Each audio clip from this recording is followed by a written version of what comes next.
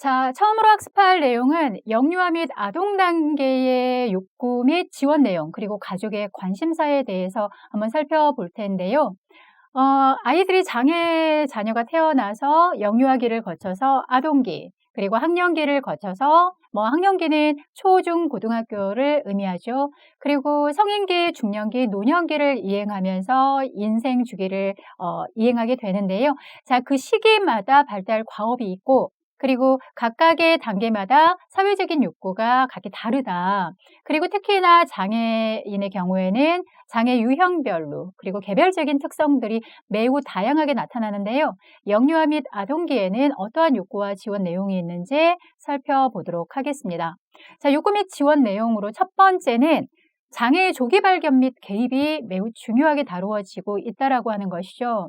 앞서서 우리 학습한 내용과 같이 이제 아이를 임신하게 되면 산전 검사라고 하는 것을 통해서 장애 여부를 확인하고, 만일에 장애가 확정이 된 것처럼 진단이 되어진다면 거기에 대해서 어떻게 개입을 해야 될지에 대한 계획이 수립이 되어야 되겠죠. 따라서 이러한 영유아기에는 장애의 조기 발견이 매우 중요하다. 왜냐하면 예방적 차원에서도 그렇고, 그리고 개별 계획을 수립해서 지원을 하는 데에도 굉장히 효과적으로 그렇게 개입을 할 수 있기 때문입니다. 두 번째 욕구는 장애 자녀 수용에 대한 욕구입니다. 장애 자녀를 출산을 했다고 하는 것은 부모에게 어떤 의미일까요? 어려울 것 같아요. 심리적으로 힘듦이 있을 것이고, 정서적인 괴로움이 있을 것이고, 혹시 나 때문에 장애를 가진 건 아니야? 라고 하는 죄책감 같은 것도 있을 것 같아요. 부부 갈등도 있을 거고요. 그리고 양가의 부모님과 가족들에 대해서 장애 자녀에 대해서 이해시키는 것도 만만치 않을 겁니다. 자, 이처럼 장애 자녀 수용에 대한 욕구가 상당히 강해서 여기에서는 많은 혼란과 어려움, 갈등을 경험할 수 있는데, 이에 대한 지원이 이루어져야 될 것이겠죠.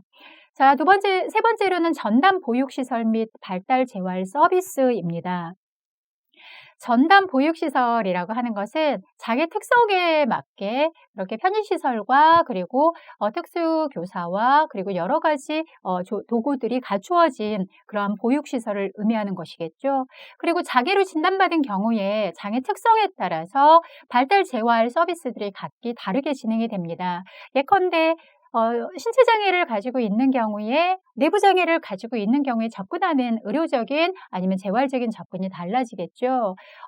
정신적 장애를 가지고 있는 장애 유아 중에서 발달 자폐성 장애를 가지고 있을 경우에는 의사소통이 어렵기 때문에 언어 치료부터 여러 가지 사회성 훈련 이러한 것들을 다각적으로 접근해야 되는 과업이 있는 것이죠.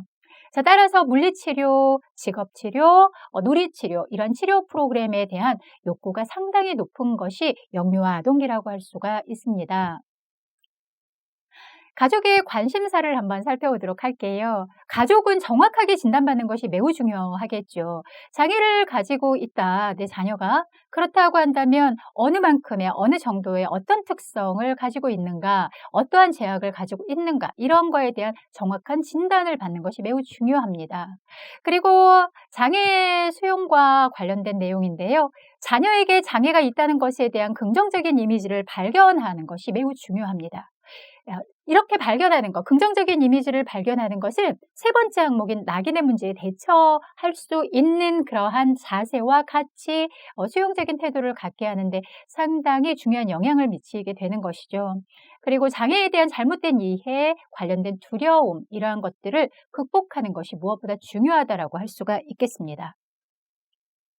주요 제도를 보면 장애아동수당, 이 가장 먼저 제공이 되네요. 장애아동수당은요, 생활에 18세 미만의 아동들이 해당이 되고 생활에 어려움을 경험하고 있는 그러한 장애 아동에 대해서 수당을 제공을 해주는 것입니다. 그래서 최고 20만 원까지 제공을 해주는 것이죠. 자, 장애아 가족 양육 지원이 이루어지고요. 보육료 지원도 이루어집니다. 유아 학비 지원이 이루어지죠. 그래서 의무 교육이 아이들 그러한 영유아 시절부터 의무 교육이 이루어지고 있고요. 가정 양육 수당 그리고 미숙아 선천성 이상아 의료비가 지원이 되고 있습니다.